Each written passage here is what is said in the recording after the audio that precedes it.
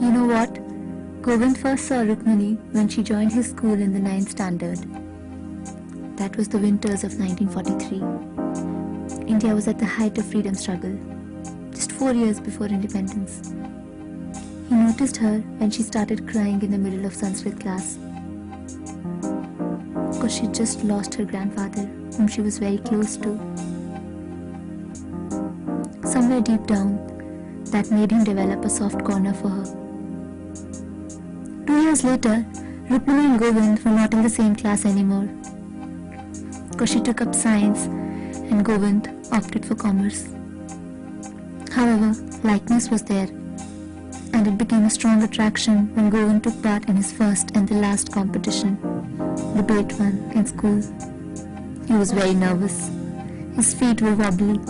He was not at all confident of making it. And to make matters worse, he stumbled in the opening line itself. That was when he noticed Rukmini, who was going away, come back just to listen to him. And he actually managed to complete his speech. Of course, he did not win any prizes, but he was appreciated for a wonderful speech. Perhaps the presence of Rukmini gave him the inspiration, and he realized that he was in love at the age of 16 and a half. Everybody came to know about it, except Rukmini. And eventually, when she did come to know about it, she started noticing him as well. Now they both liked each other, but who's gonna break the ice? Things were difficult, even though they both had taken admission in the same college as well. And they noticed each other every day from a distance. Soon, Govind realized that he was not the only one who's interested in Rukmini. She was quite popular among boys because of her typical girl next door charm. But Rukmini was clear that she was interested in Govind. And so she went ahead and proposed to him. And Govind agreed immediately. They made some wonderful memories together, but could not live through it, because Rukmini was 6 months older than Govind, and that was a big deal in those times. Both their families were dead against this relationship, though I feel that they could have eloped, but Rukmini strongly felt that it's not worth going against her family, society, community, even though she knew deep inside that it's going to be impossible for her to forget her first love. Still, she got married on the 15th of August, 1947, according to her parents' wishes, to my grandfather. When the whole of India was celebrating independence, there were some who were mourning separation. But then, that's what life is all about.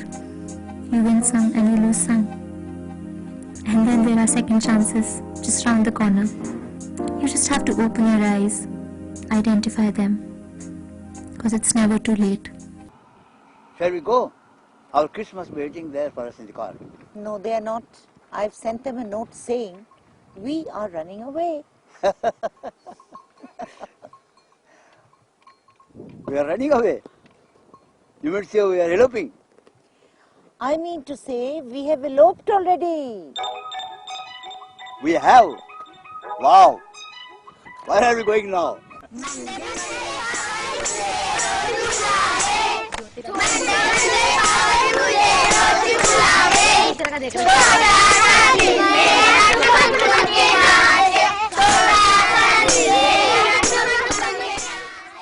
Dadu and Dadi decided to take care of Dev Dadu's special home while he was off to Antarctica.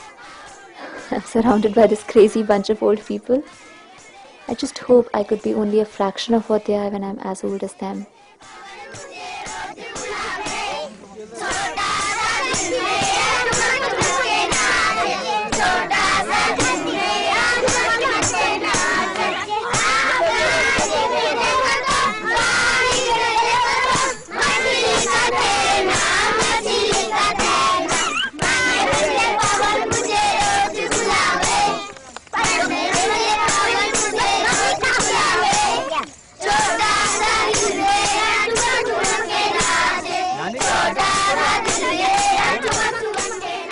everyone's got what they wanted. Well, almost.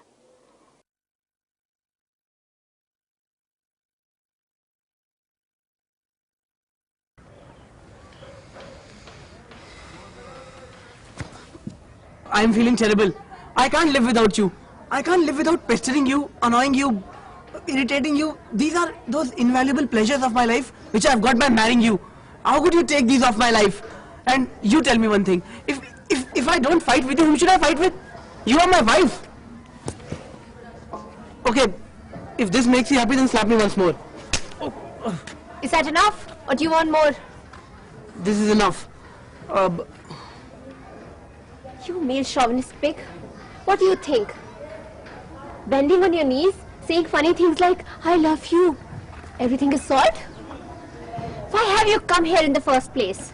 A few days ago you wanted divorce? Hey, I met Sudhanshu yesterday with his wife. Now what's this for? You deserve this. Okay, now if your feminist ego is satisfied, can we talk like two rational people? What do you want to talk about? Look, I am a little too old-fashioned. I won't like my wife going around with other people, and I thought you were having an affair with Sudhanshu. And I don't like my wife smooching other people, at least in public. But I'll try to change myself. Next time onwards, I'll be a little more open-minded. You just keep me informed. I don't like smooching other people. When you saw me smooching Sudhanshu, you were imagining. Okay, next time onwards, if you're doing something like this, just keep me informed so that I can open my mind at that time. Do you think you ever listen to me when you're angry? Fine.